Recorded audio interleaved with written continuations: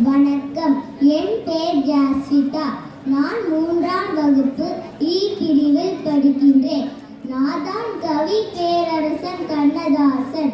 நான் உங்கள் தமிழ் புத்தகத்தில் தோணுகின்ற போதெல்லாம் என்ற பாடலை எழுதியவன் நான் தான்.